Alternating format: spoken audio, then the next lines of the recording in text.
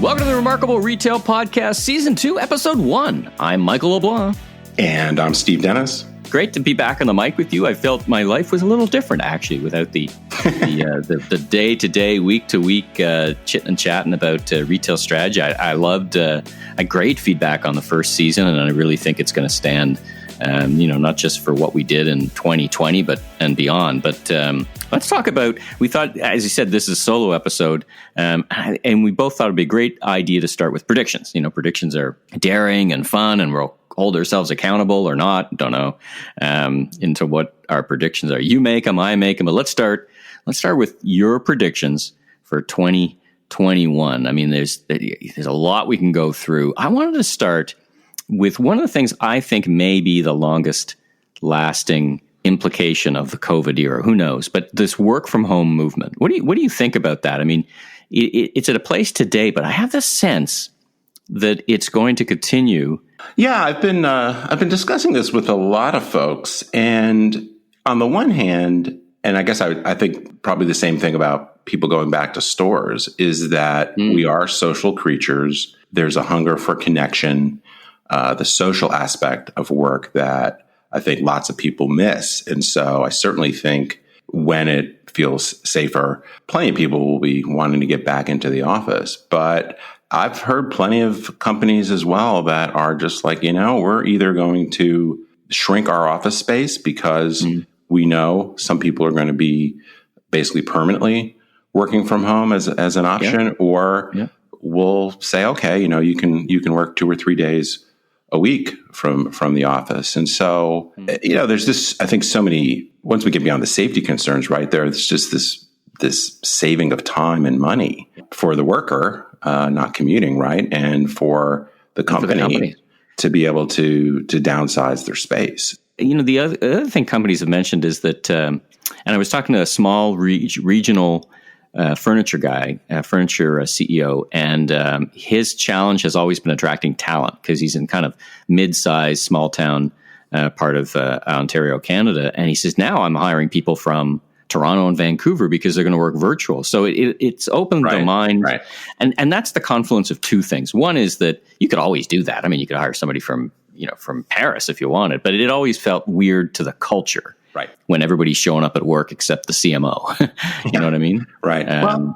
Well, I think the thing that's really likely to persist in both work from home, and I would say the same thing about aspects of business travel, is once you've basically been forced to not go to the office, not travel, you start to realize the toll it takes on you, time-wise, emotionally, et cetera, and the expense of it. And so I've talked to a bunch of people about business travel too, where it's like, well, we used to just always jump on the plane whenever the client said they needed to see us. Now we realize we can get a lot of work done, right? Or we can get more work done without having to fly across the country and spend the day for a 1-hour meeting in Seattle or something. So I think, it's hard to know certainly how quickly we get back to some semblance of normalcy. But I think now that so many of us have spent what will be almost 18 months probably living in a different way, to go, maybe we should think about how we spend our time and money in different ways. So I think that experience and getting habituated to working from home and less travel and so forth, I think there'll be some permanent changes for sure. Well, let's bring that into the retail context. People I've been talking to have said the best guess is 2/3 of people on any given day will go back to the workplace. So I'll give you an order of magnitude. In Toronto, where I am, 350,000 people flood into the downtown core to go to work. Right now, that's like 5 or 6%. But let's say post-COVID, the best guess is about 2/3 of them. So if you're a retailer, you're thinking, okay, how do my stores make sense there? But then what do you think they're thinking around the cost of real estate, where they should be located, the implications of e-commerce? Let's talk about it from the retail context. Well, one of the predictions I make, which is not completely on your point, is this idea that cheap real estate will create new opportunities. And I think certainly with all the store closings we've seen, and maybe we'll talk about what's going to happen with store closings coming up, but certainly there's going to continue to be a lot of contraction. So that's going to create a lot of vacancies in general, right? But I certainly think for retailers and restaurants as well that are highly dependent on that urban core commute business person to drive their business, if that drops, even 10 or 15%, right, can take you from being nicely profitable to not making your numbers work. So certainly if, you drop 20, 30, 40%, that could be huge for certain areas. So I definitely think there are going to be pockets of major metro areas where a lot of the businesses that currently operate, even if we see an overall recovery, are going to really struggle. And we'll see a shift perhaps to, certain suburban areas or just different pockets of cities. Or the other element of the equation, the landlords say, listen, I can't get $1 for that square foot anymore, but I'm happy to get 60 cents instead of $1.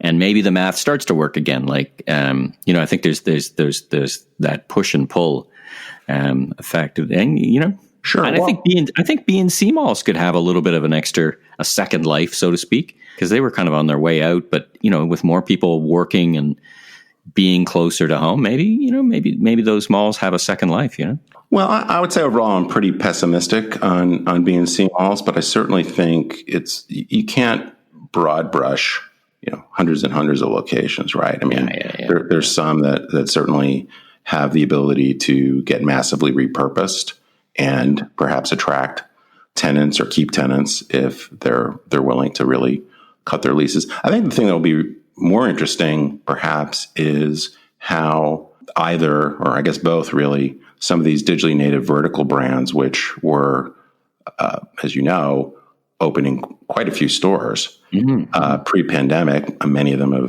have put those plans on hold. But I think fundamentally, the reason that many of these brands wanted to open retail locations still exist.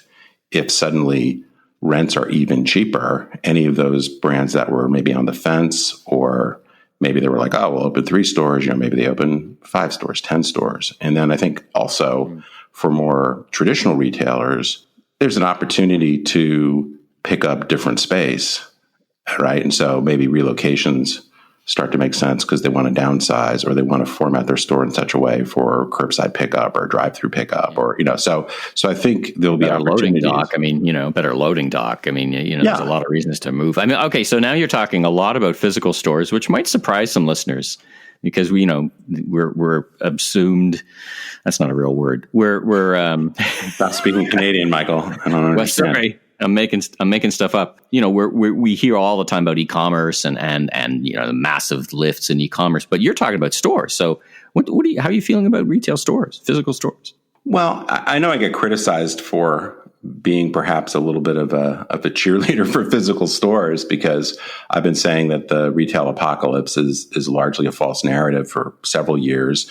And I guess my prediction for this year is really just an update, which is physical retail still not dead. That doesn't mean that we aren't going to see a huge number of stores close this year. I know there are estimates. I think Coresight just came out with something that said they think 10,000 stores are going to close in the U.S. and certainly we're seeing store closings in Canada and the U.K. Great guest, Deborah Weiswig. Yeah. So it's not as if stores aren't closing. It's not as if malls aren't in trouble. But if you look at the numbers, first of all, there are lots of retailers that continue to open a lot of stores. And it happens to be the retailers that have a winning business model are investing in stores, right? So whether you're talking about Tractor Supply, we had Rob Mills on here, or Target, or Costco, or IKEA. Restoration Hardware. There's lots of these brands that are opening stores. Walmart, my old employer Neiman Marcus, they both announced major capital investment projects in their physical stores, and we just have to remember Neiman, what was it, $85 million? Because they're coming out of protection again, right? Correct. But they're rolling out the carpet for some big dineros. So clearly, they're optimistic about something.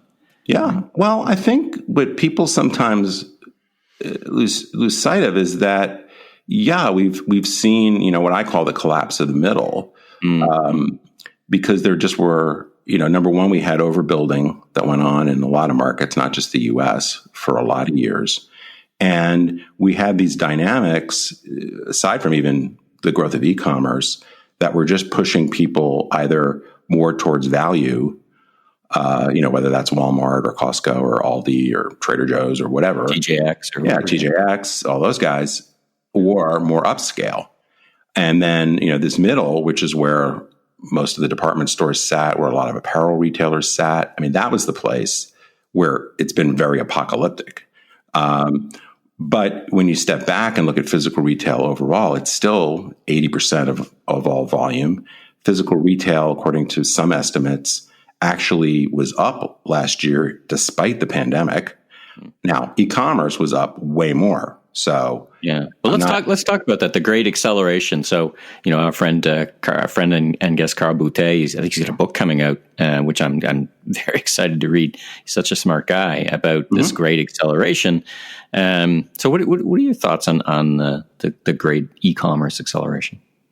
Well, I'd say two things about it. I mean, the one thing which I think was really obvious was when people started to say that we had 10 years of e-commerce growth in 8 weeks or whatever. I was like, well, just wait, because that's not going to persist. Now, because so much of that was driven by the physical retail store closings, right? Where people literally could not shop or didn't want to shop. As soon as stores started to open again, that growth rate moderated quite a bit. So if you actually look at the numbers in e-commerce overall, at least in the US, I haven't looked in other markets, the reality is that e-commerce grew about 3 years in 1 year, which is still massive, right? But it's also still heavily influenced by people's reluctance to go to stores. I think the one category that may be the exception, I wanted your thoughts on this, is grocery. I was looking at some numbers. Yes.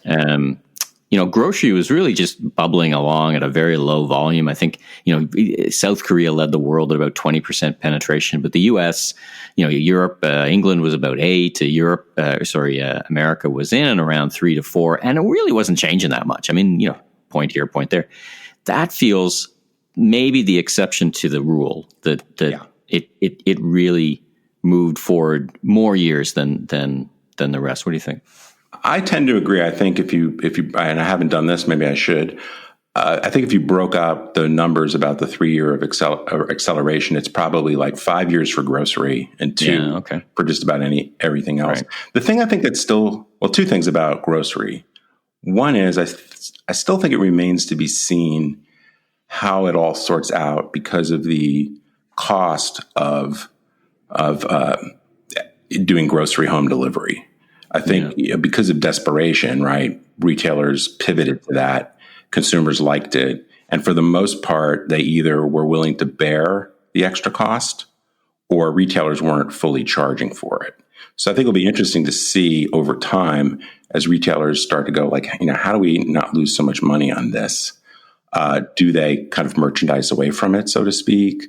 Do they raise their prices? Do they set higher order value? And I think that I still think we're going to have accelerated growth for grocery for sure, but I think that could tamp down the growth rates a little bit. The other thing, though, that's interesting about grocery, and it's a bigger point, and I don't want to get overly into the weeds on the semantics of this, but I talk about this in the new version of my book about what we really mean when we talk about e-commerce, and that's probably a whole episode by itself. But the point I try to make in the book is I go into it in much more detail, but the highlight is if you think about what we called e-commerce 10 years ago, for the most part, it was a better mail order catalog, right? You went online, you picked out your stuff, the retailer had a big distribution facility, put it in a box and shipped it to your home or office. That was e-commerce. When we look at it today, that's still a big part of e-commerce, but a big part of e-commerce actually involves either totally different sort of delivery system, home delivery, or it involves a physical store. Yeah. Right? It's fulfilled from a store, it's curbside pickup, et cetera. So when we say, well, groceries accelerated so much, really, to a certain degree, there's the part that is e-commerce in the more traditional sense is we ship it to your house. Yeah. But the other thing is just like an ordering methodology, right? Well, it's a great point because I'm more sanguine, I think, about this percentage of sales done online, with the caveat that I think a lot of it is going to convert to click and collect. Here in Canada, and Loblaw is the largest, one of the 5 largest in they are the Walmart. I know in the U.S. Walmart is dominant at about 25% share.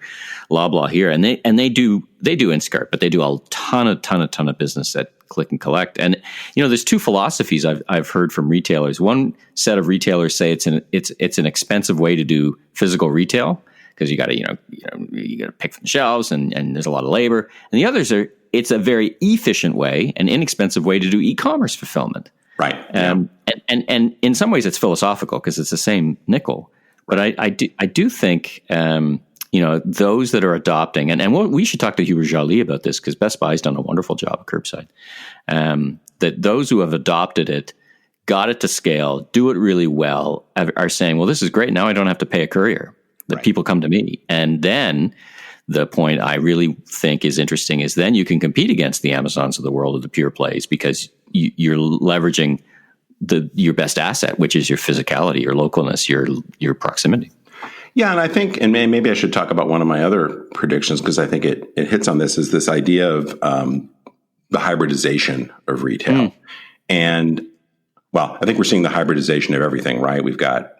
What do you mean by that? Unpack that a little bit for me. Well, I think it's, it used to be that things were written more black and white in terms of how we shopped or how we worked or how we went to conferences or how we did workouts or whatever. Now we've got this blend often between a physical component and a virtual component, and they might be at play at the same time. So from a shopping standpoint, the hybridization is really more of what you could call omni-channel. But I think what's starting to be different, I mean, we always knew, if you were paying attention, or always, but for many, many years, we knew that many customers were researching online, shopping in store, showrooming in stores, buying online.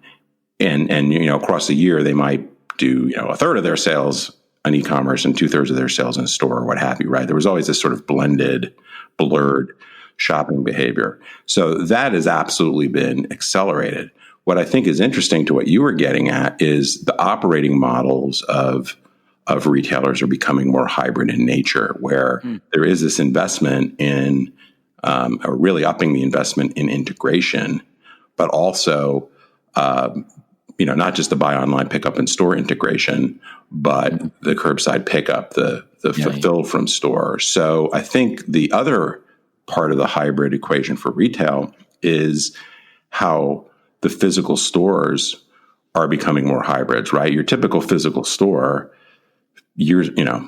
forever was really a place to go buy stuff, right? You stocked it, and as you well know from your experience, the push for decades was, well, let's maximize our floor space and shrink the back room, because it's all about presenting merchandise and helping customers get in and out efficiently and so forth. Well, now, if you're picking and packing items from a store, and you're doing curbside pickup or express drive-through or whatever, now the nature of the store is both selling stuff, but also fulfilling stuff, as well as maybe showcasing things that you don't even carry inventory for. So I think we're going to see more of these hybrid store formats, but I think we'll also see, and we're starting to see, more of what I would call almost like a hybrid format deployment, right? Where, like, for example, with Nordstrom, with their flagship stores and their local stores, or with Whole Foods, where they're converting some of their stores to basically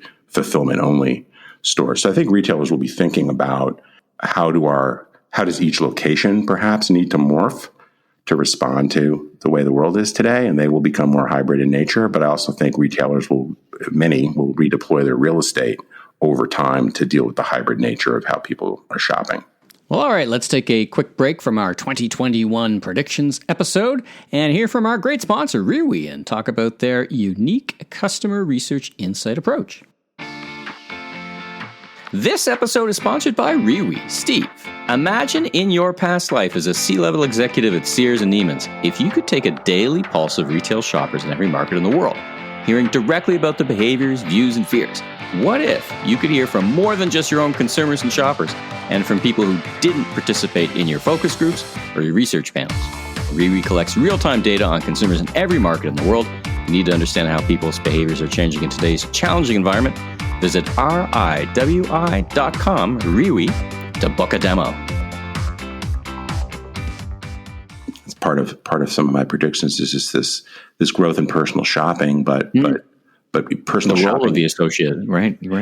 Well, and I think what's happened, it's funny, not to get too into a history lesson, but way back when I was at Neiman Marcus, we had a pretty good personal shopping piece of our business, but relatively few people used it. And in some cases we were frustrated because it wasn't like you had to pay for it, But I think it was a little bit self-selecting, right? The people who shopped a lot knew that this was a thing, and the sales associates, because they were on commission, tended to focus on the higher spending customers. Right. But I think partially because business is harder to come by, there's more of a scramble to serve more people. But I also think that technology is really changing the way personal shopping can be done. Some of that is just making appointment-based shopping easier, and a lot of that's been driven certainly by COVID. But I think we'll see appointment-based shopping. A lot of that will persist just because it's a better mousetrap. But I also think live streaming, virtual personal shopping. So it's just, again, I think many customers will want to get back to stores and enjoy the fun of shopping when they feel safe. But I also think now that some customers have seen, I actually don't have to drive all the way over there. But they still want that interact. I mean, I love associates, interact, and you would have experienced this very much so at Neiman. You'd have very passionate people. I mean, some are on commission, but it makes them very good, very focused, and they add a lot of value, like a tremendous amount of value in that format. So that, over the phone, I think that's happened. It's been happening in China for a while, and it was another thing that really wasn't breaking through here. I mean, other than, your HSN or your QVC, which is kind of the same format, but different. Interesting, right? I mean, this whole this live streaming thing, I don't know if it's going to sustain. What do you think? Well, the question I keep asking about when I get questions just generally about which shopping behaviors do I think will persist once we get back or beyond COVID or what have you. The question I keep coming back to is the customer really making a compromise to choose this new way of doing things? Or is it really discovery? Like, oh, this is actually a better way. And I think it's hard to know, particularly as it relates to in-person fashion shopping, let's say, because on the one hand, I do think some customers will go, wow, there's just times when I don't want to have to get in my car and go to the store. And if I've already got this relationship with a sales associate and I kind of know I like this brand and I could just talk to them on a virtual, on a Zoom call, whatever, and they can show me stuff or send me videos or photos or whatever. I don't need to try it on necessarily, and they can put outfits together for me and show me, and that actually works better for me. But I also think clearly there are going to be times where not only do people want to try stuff on, see it in person to be able to, why am I spending so much for this jacket or whatever, right? And it's social, and they're going to do it as part of a day out or whatever. Or just help me choose between two things that I love, and I can only afford one. If you right, or you have your friends with you, or there's all sorts of social-ish aspects. I don't know what to call that because it's not a party necessarily, but social glue. It's one of the reasons why one of my other predictions, and I don't know that I've got this well articulated, but I think there's a lot of fashion, higher end fashion and luxury that doesn't come back until the fun comes back. And what I mean by that is, the reality is we're seeing lots of people go to stores. I mean, traffic is certainly down, but there are plenty of stores where basket sizes are up. They're very busy. So I think it's hard to say that people just won't go to physical stores. Now they're certainly being more selective about it. But I think when you think about certain kinds of stores, particularly higher end fashion stores, some of that business is down just because there aren't places to wear the stuff you buy, right? Like you're not going to parties, you're not traveling, et cetera. So there's the wearing occasions are down. So when that starts to come back, which is part of what I mean by the fun has to come back, like we have to start going back to the theater and going out to restaurants and traveling and all that kind of stuff. Office parties but it also has to be fun to stay in the store. And, it's just not that fun when everybody's wearing a mask and you're being sprayed.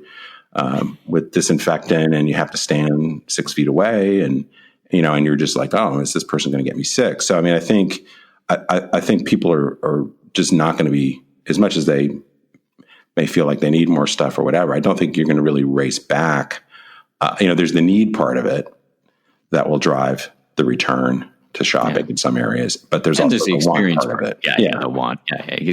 The demand has got to be there, right? I mean, Right. And I guess I only say that because I think we're maybe kidding ourselves a little bit. I mean, obviously there's lots of questions about how quickly people will get vaccinated and whether these variants will, there's all that stuff. I'm not going to wade into amateur epidemiologist, but I think you'd be one of the only ones, by the way. Yeah. But even if everybody in the world got vaccinated in 6 months' time, I don't think that just means, everybody is racing out, back to normal, because it's one thing to feel like the odds of getting sick are very low. It's another thing to really, feel like we're sort of carefree, right, and can do anything. Right. So but we'll see. All right. Well, he's packed full of predictions. We'll have to circle back and check on these as things evolve. So now let's say one other thing about that, Michael? No, not to go ahead. I was going to say at the outset that out of sheer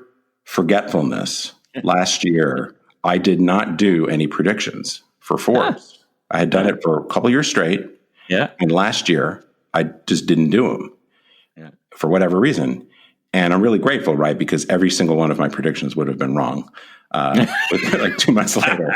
So very strategic of you. Yeah. No, I mean, I guess I had this like premonition. So I weighed carefully back into the world of predictions for 2021. All right. And so we'll see an article in Forbes around fleshing out some of that. Is that what you're saying? Maybe. Ooh, maybe. All right. Maybe. All right. Well, listen, one of the things that is coming out this year, there's no maybes about it, it's the second edition of your book. Now, I think it's advanced copies are able to purchase, right? Whether it's in the U.S. or Canada, advanced copies available now, yeah? Well, you can pre-order. So the way it works in most places, particularly Amazon as the big dog, but others is Chapters Indigo here in Indigo here. You can go online and pre-order it, and either the ebook version or the hardcover, and eventually an audiobook. And the day it comes out, which is April 13th in most places, a bit later in some international markets, they will ship it to you. And wonderful.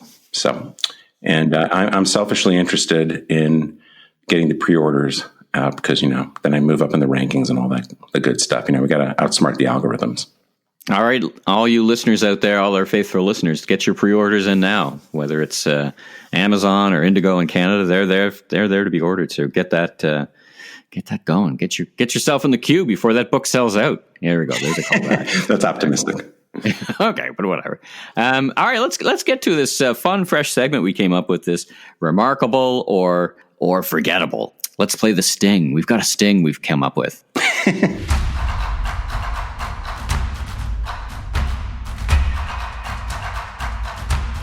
All right, Steve. So this is how it's going to work, and for you, the listeners out there, what we're going to do is we're going to look at some of the weeks of the recent retail news in the headlines and kind of put them through that lens of the remarkable retail, and off the top, get your response. Is it remarkable or is it forgettable? All right. You ready? I'm ready. All right. So my first one, Retail Dive reports Nordstrom to open 2 more LA area local stores. What do you think of that? Oh, I'm going to put that on the remarkable side. I've liked the Amazon or the Nordstrom local concept when they were first piloting it a few years ago. What I like about it is, and if listeners aren't familiar, it's a couple 1,000 square foot store that is largely built around service and the ability to order online, pick up in store, or do returns. And for me, not only is it very much of the harmonized omni-channel moment, really integrating stores and digital, but what I think is great for Nordstrom in particular is this allows them to get a lot closer to their customers. So I don't know how many full-line stores they have in LA, but adding these additional locations that are closer to where their customers live or work, and the ability to get in and out of there very quickly without having to make a big trip to the mall, I think is a real customer convenience and allows them to grow share of wallet and market share. So yeah, I like it. All right. Next up, Forbes reporting that Godiva chocolates closing their stores in Canada and the U.S. What's going on there? Remarkable or forgettable? Is it remarkable that someone's closing stores? Well, I'm not sure where to come down on this one. I think they may regret this because it is certainly noteworthy for that type of store to close all of their stores. Yeah. I would think a physical presence, maybe not as many as they had, but a physical presence for that type of brand is incredibly important. So it feels like I've been into their Fifth Avenue store in New York many times, and it's very you're in chocolate world, right? And you're thinking of the brand. You may not go back over and over there, but it does put the brand forward in your mind, right, for consideration, right? Well, that's one of the big roles for certain physical stores is to be a billboard really for your brand. And I would think in particular with something like Godiva chocolate, it's a way to upsell the customer essentially when they get to see it in person in a way that's really hard to do online. So it's surprising to me. So I don't know that we'll forget it as much as we might wonder, well, what exactly were they doing there? And will it be remarkable in a bad way? Yeah. All right. Number 3, third one, Wall Street Journal reporting LVMH replaces the leadership of Tiffany. So a bit of tussle back and forth about the value of Tiffany and the acquisition, but it now seems, I think that deal's closed and they're safely ensconced in the luxury world that is that brand. And now they started taking ownership. They've changed the leadership, and I'm sure changes to come. So what do you think about Tiffany in the new world under LMVH? Well, Tiffany's a brand that I think's got like this great core, but I feel like it's lost its way. So I think this has the potential to be remarkable. LVMH certainly has the magic there in terms of elevating these brands. They're very good at it. I think so I guess this is a TBD, but I'm pretty encouraged by the move, and I think there's a good foundation there for them to really take it to the next level. What about you? What do you think? Well, I spent 6 months as the head of marketing in Canada for Pandora Jewelry. So, we would always look to Tiffany to see what they were doing. And of course, we knew it was a different level. But sometimes, sometimes I think they might water down their brand. If I know LMVH, they're just going to go one direction, and that's up, right? And make it more distinctive. Because we love their activations, looking at Pandora across the mall. We'd love what Tiffany was doing in terms of activations. But sometimes the product, I think they I don't know. They were going after more customers, and it may have cost them from a product perception perspective. Is what I think LMVH is thinking. So there's clearly something there. They paid $14-15 billion for it. So clearly there's a there. That's for sure. Washington Post article on smart shopping carts on the rise. So these smart shopping carts, and Kroger just rolled them out. They're here in Canada. Sobeys has some where it's kind of like it's not an app. It's actually the cart, right? So it's you scan your items on a machine, on a reader on the cart, and you go, kind of like the shop it as you stole it kind of stores that Amazon Go is, except there's a cart to it. What do you think of that overall augmentation onto retail? We'll talk about the Kroger execution later, but what do you think of that? Is it remarkable? Does it fulfill a better customer experience? I think it's another one of these that has the potential to do it. I believe in our first season, we talked a little bit about tactical things that were really important and potentially remarkable. But when you're talking about a complicated shopping experience and a battle for market share like you have in grocery, does any one thing really convey much remarkability to the brand? That's where I think it's a little bit harder to understand, but I like it. I think it's pretty intriguing as a concept. Well, let's take you right to the Kroger execution, and I have to say this was our friends at OmniTalk, Chris and Ann called this out. I watched the promotional video, and I'll put a link to it. And there's 4 words in the promotional video, and this was Chris calling this out, that just kill the execution. And you know what those 4 words were? No. Return this cart to the store. So can you imagine you get to the far end of the parking lot, you've had this wonderful experience, and now you got to schlep back all the way back to the store to return the cart. So you might as well have just checked out. That doesn't seem so awesome. I'll put that one in the kind of, it could be a forgettable, though the technology is pretty slick. So I do like the technology. So like you, I'm a bit on the fence about that, but we'll see. Now, there's one. I think you've written an article about it. Hudson's Bay announcing that they're planning to spin off Saks from their physical from their virtual. And I'm not sure where this fits on remarkable or forgettable, or just may or may not be a great idea. What do you think? Well, perhaps we should call this part of the show Remarkable, Forgettable, or WTF, because this one was really mystifying to me. On the one hand, as probably many of our listeners know, there's been this real tear for IPOs of fashion brands and some pretty lofty valuations. Remains to be seen whether those valuations will stick. So it seems like a kind of desperate ploy to try to get some value out of it. But the idea of splitting up your e-com from your physical stores is so against the trend. My little cheeky comment in my Forbes post was, if this actually happens, the Saks.com folks, I think, will be sitting there a year from now and going, well, how can we grow our stores more and lower returns and create more efficiency? And someone will go, I know, we should open some stores. And like, darn it. We had that. So close. All right, well, that's our first remarkable or forgettable episode.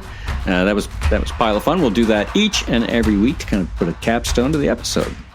That was good. So listen, let's land the plane, as you would often say to our guests. We're going to land the plane. This great episode, and why don't you read us out? Take us through the final thoughts on the way out. All right. Well, if you liked what you heard, you can subscribe on Apple, Spotify, or your favorite podcast platform. Please rate and review, and be sure and recommend to a friend or colleague in the retail industry, or just about anybody else who's interested in what brands are doing. I'm Steve Dennis. You can learn more about me on stephenpdennis.com, and be sure to look for me on LinkedIn and Twitter for my latest insights. And I'm Michael LeBlanc, producer and host of the Voice of Retail podcast. You can learn more about me on ameleblanc.co or on LinkedIn. Steve, have a wonderful, safe week. Talk to you next week with our guest, Ron Thurston. Look forward to it.